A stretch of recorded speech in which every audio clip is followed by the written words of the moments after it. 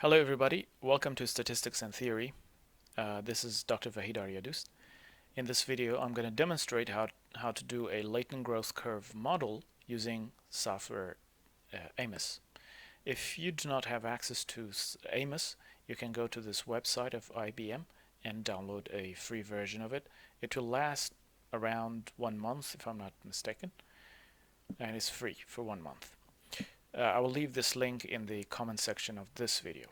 In addition to this, I would like to suggest that if you have not watched my 2 previous videos on the essentials of latent growth curve modeling, I highly recommend that you do so, that you watch them, because I've discussed the underpinning concepts of latent growth curve model, which I think are going to be quite useful to understand the current video. So this is video 1, this is video 2, and the current one that I'm shooting right now is expected to be video 3.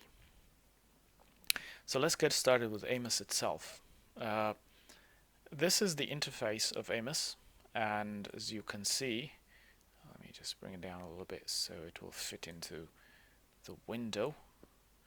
As you can see, I've already opened a data set here and created a model, but I'm going to recreate it for you so you can see how the process works. So I'm going to go to the file and start new, so there will be a blank interface for us, and we're going to fill it in by creating a latent growth curve model. The data that I'm going to use has got 4 time points, and I'm going to show this in this SPSS file.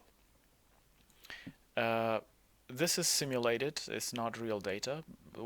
Let's assume that we have got 4 attributes. One attribute, but measured across 4 times. So time 1, time 2, time 3, and time 4. And these are the labels, time 1 all the way to time 4. We also have an observed variable, which is gender, which I'm going to use later to do further analysis on our latent growth curve model. Then we have got a data view here, and here in the data view you can see how these variables vary across time here and across individuals vertically, and there are actually 3,000 hypothetical individuals, as you can see from the last row, for this data. So the first thing we need to do is to create the model, then fit this data to the model, or the other way around. I mean, depending on what philosophy you follow, if you can say fit the model to the data or fit the data to the model. I would say statisticians would usually use the phrase fit the model to the data. So we go to plugins and we want to create a growth curve model. We click on growth curve model, and you probably will not get this because it's asking me if I want to save my previous work, so I'm not going to save that for the time being. Okay, can't change. Okay, so this you should see this window pop up. This asks you about the number of time points. As you saw in the data set, we've got 4 time points, and therefore we're going to choose 4. So you just click on this small arrow on top, if you can see the arrow, and you'll get 4. If you have 3, you can just leave it at 3, or if you have got more time points, you can change that accordingly. So click OK. And this will generate automatically, but I think there is an issue here. Let me just quickly fix it. Okay, so I fixed the issue anyway. Now we can continue to run the analysis on this model.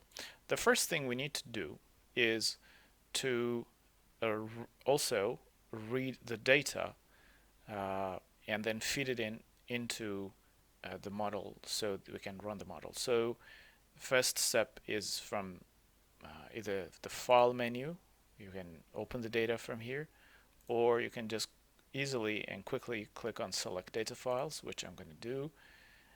Under the file name, you choose the data file that you want to use for the analysis. For this analysis, I'm going to use growth curve 2. That's the SPSS file that you saw. open, and you need to make sure that n, or the number of people, is correct, and in my case it is correct. It's 3000, so click OK. Alright, so everything else is ready, but I need to explain this a little bit.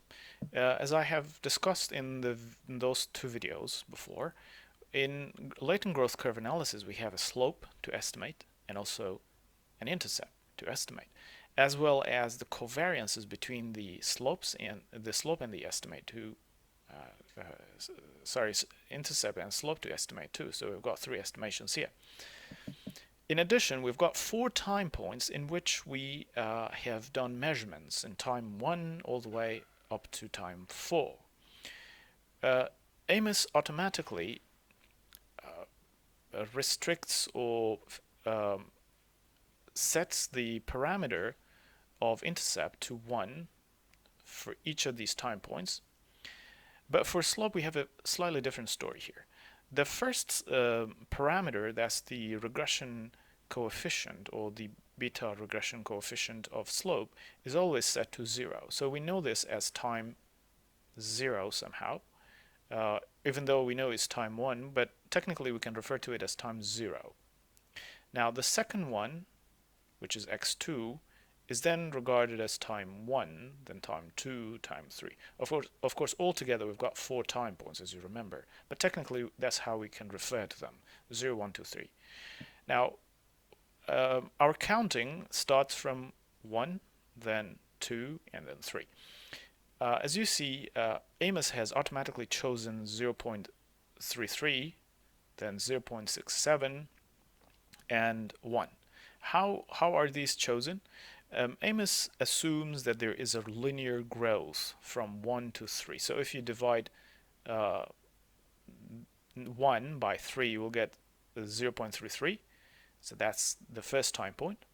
Then 0.33 plus 0.33 is almost 0.67, which you can see here. And the final time point is 1. So if your the development of your variables increases or changes over time in a linear fashion, you're going to see a kind of distribution of the amount of variance explained in this way.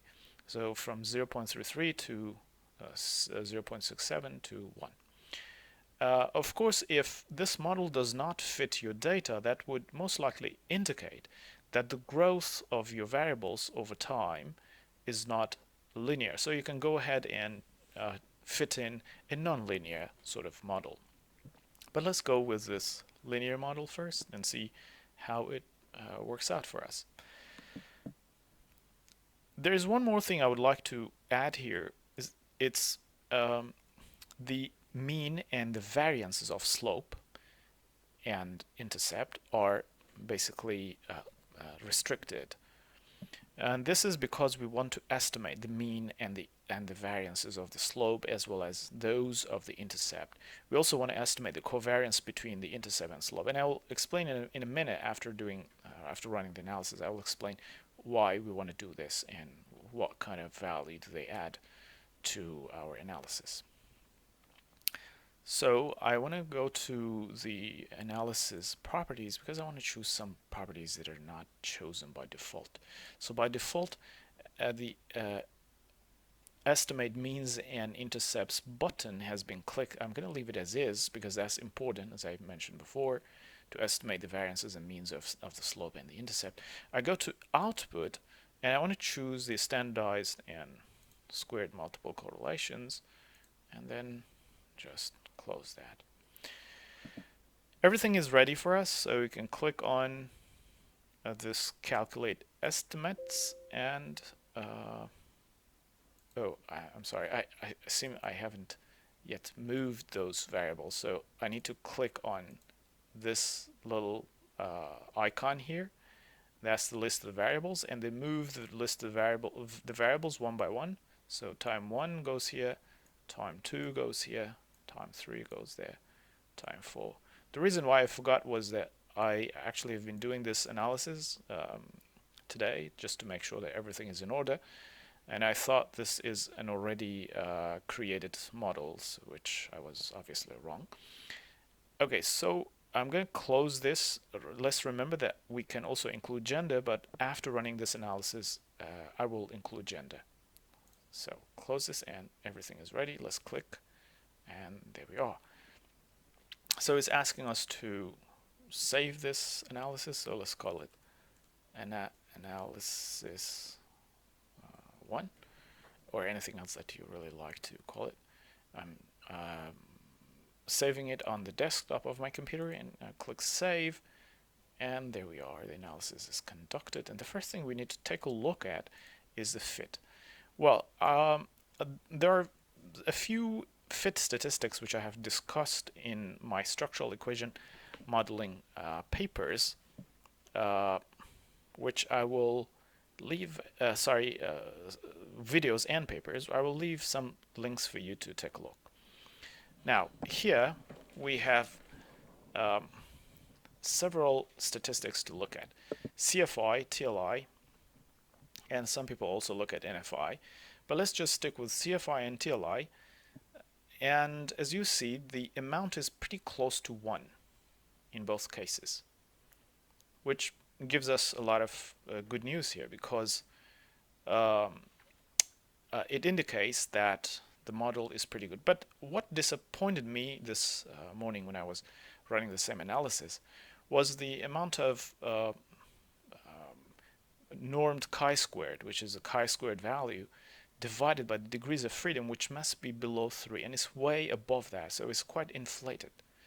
In addition to that, the RMSEA is quite big. It's way above 0.5, or some people would say 0.6. It's much greater than that, 0.05 and 0.06. So it's much greater than those acceptable values, and as a result, I think the model might be not an optimal model really for this data. But let's just operate on the assumption that CFI and TLI are allow us to continue to work with the model. In this case, I would say the norm reference chi-square value and RMSEA can be just ignored really for demonstration purposes. Otherwise, if you do see these, we should make some changes to the model. For demonstration, therefore, we just go by TLI and the CFI. Now we want to go to the estimates for this model and just to figure out what's going on and if the estimates are pretty fine, or do we still have some sort of problems with the models. We ignored the first table because it doesn't give us much information, and also the standardized regression weights are not useful in this analysis. What we want to look at will be the means and the covariance, and also the variance. So let's start with the means. The mean of the intercept is 66.243 with a standard error of measurement of 0.186. This indicates that the average starting amount of that measured variable, whatever it was 66.243 units, and this was significantly different from 0. That's why we have got a p-value. This is a p-value, which is represented by 3 asterisks, smaller than or below 0.001. So it's a very significant p-value. In other words, the beginning of this growth pattern, at the beginning of this growth pattern, the students, or these people who were measured, had statistically significantly different measures from 0. And there were at least 66 units above 0, which was significantly different from it. So this is one finding which is important. In latent growth curve model, when we find such significant intercepts, and in the same way significant slopes. What we want to do is to figure out what contributes to this significant means. And also, if we find variances which are significant, we also want to figure out what contributes to these significant variances. Now, let's move on to the slope. The slope indicates the average rate of growth or the average rate of gain, and it indicates how much students gained in this scenario, if you consider them to be students, how much these people gained when proceeding from time 1 to time 4. And they actually have had a negative growth, meaning that whatever they gained had a negative pattern. For example, let's say this was the amount of anxiety that they gained. So this is good news for us, because as they moved over time, the amount of anxiety reduced, as shown by the slope. So it had a downward trend rather than an upward trend. And this is statistically significant, as you see. As you just click on this asterisk, it will give you a definition for that. I quickly read it to you. The probability of getting a critical ratio as large as 53 something in absolute value is less than 0.001. In other words, the mean of slope is significantly different from 0 at this p level. So this is good news for us, or maybe bad news. I mean, depending on our theoretical framework. Now, there is also a significant covariance between the slope and the intercept, and this was actually visually represented by this covariance. Can you see this? So this relationship between the slope and the intercept is statistically significant. What does it mean for us? It means that the initial amount of that attribute value, which is represented by intercept, would have a significant role in the rate of growth in this group of participants. So how is that relationship defined? Can you see the estimate is positive?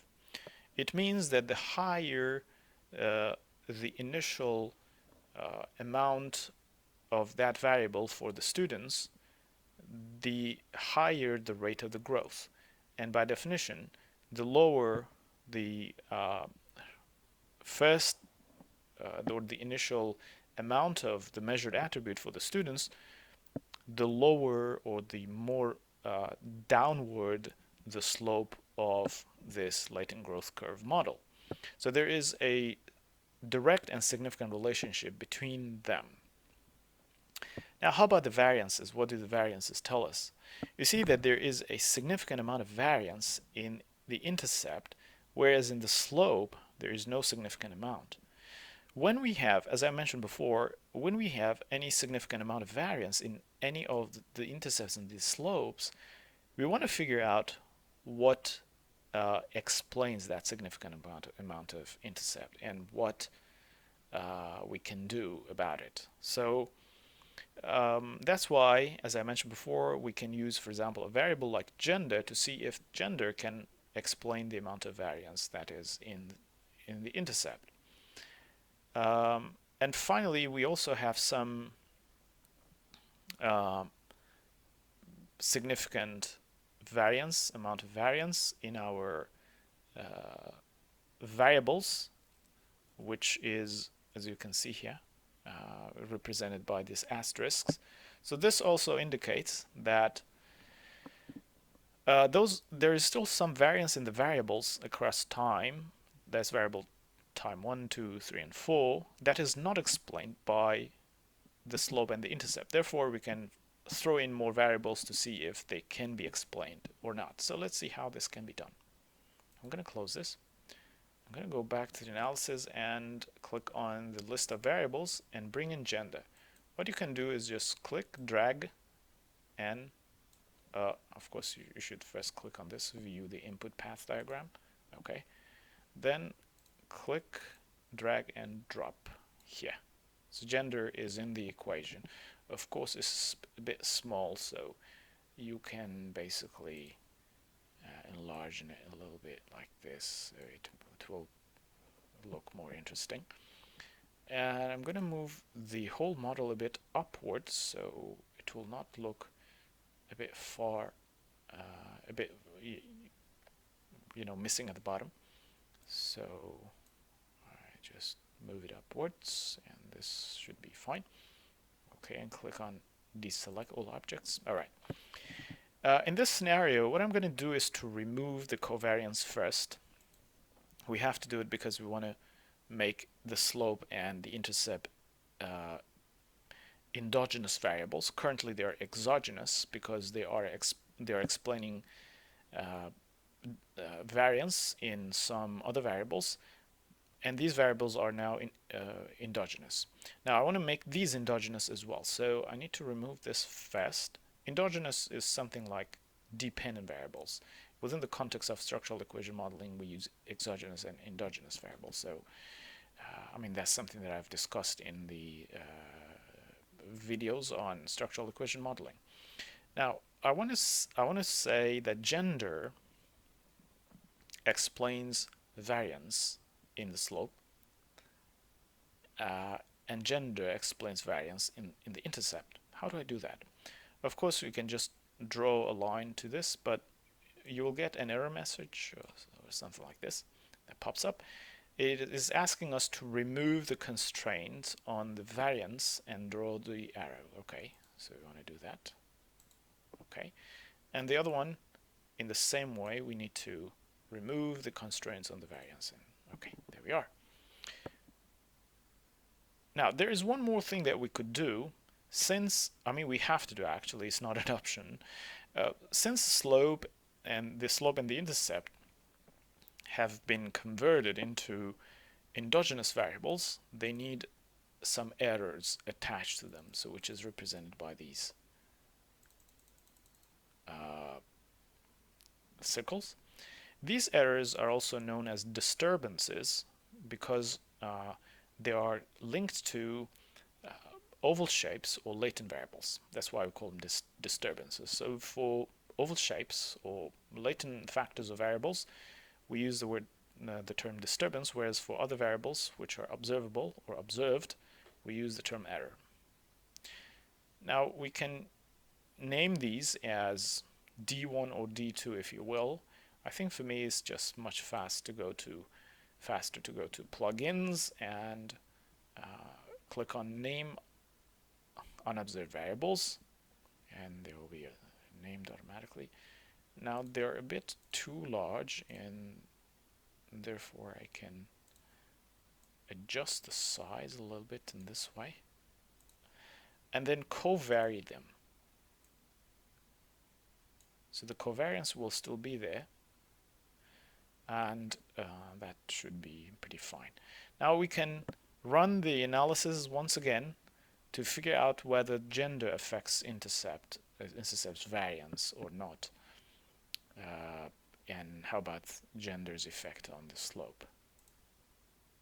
Okay, there we are. The model fit has improved a little bit by, as you see, by the normed chi-squared value. It dropped down from 20-something to 26 or 7, I think it was pretty larger, to 22. And the TLI and CFI are still fine, they're acceptable, and the RMSEA is smaller, but still we're far from an ideal model in this analysis. Therefore, we should make some more changes. Of course, as we go ahead and we introduce more variables, we may get increasingly better fit. Now I want to move to estimates here and see what's going on here. So for regression weights, as you see, there is a significant regression weight for both intercept and the slope, but to me the most important thing here would be the effect of gender on the means, the mean of the gender, which is statistically significant. So let's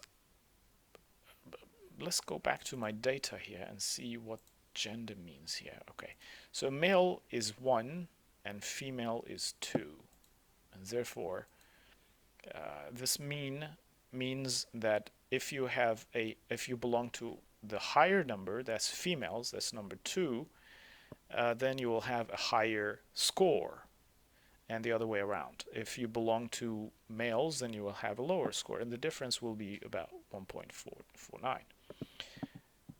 Now, we still have the intercepts here, and you can see that the intercept and the slope, and see that now significant. Covariances are still significant. And the gender itself has a significant variance, basically. And this is interesting because you might argue that there's something else that can basically explain variance in gender, and you can throw it into the analysis. In this analysis, we don't have that, so we can just stay here. I want to go back here to say that gender has a significant impact on the intercept and the slope. How we explain this? Let's start with the slope, which is actually the starting amount of the measured attribute, which is negative. In other words, if you belong to the group with which was represented as 1 rather than 2, the smaller, basically indicates that you will have a higher intercept. In this case, males. So this indicates that males have a higher intercept. So they started having a higher intercept. They started by having a higher amount of measured attribute in time 1, or time 0, if you will. That's what the intercept means. In addition, the slope, or the rate of growth, was significantly affected by gender, was predicted by gender, as you see by the p-value here, 0.007, which indicates that the rate of growth for females, which is represented by 2, as you saw in the SPSS file, is higher. So if you belong to group 2, that's the higher number, as opposed to group 1, basically you will have a higher chance to have a higher slope or higher rate of growth in whatever variable that's being measured, for example, in academic performance or anything else. It's very interesting that females start off as having a lower intercept or initial value, as indicated by the effect of gender on the intercept, but their rate of growth is larger than that of the males, as represented by the slope, by their slope here. Okay, so that's basically more or less everything about the latent growth curve model that I wanted to discuss in this video. This is a simple latent growth curve model. The gender itself is time invariant, but you can define other variables that will be time variant, and you can see how they affect only one time in your analysis here. So you can create a link between, for example, gender, or the variable that you have in mind, and one or two of the time points only. Now, if you want to take a look at another, perhaps more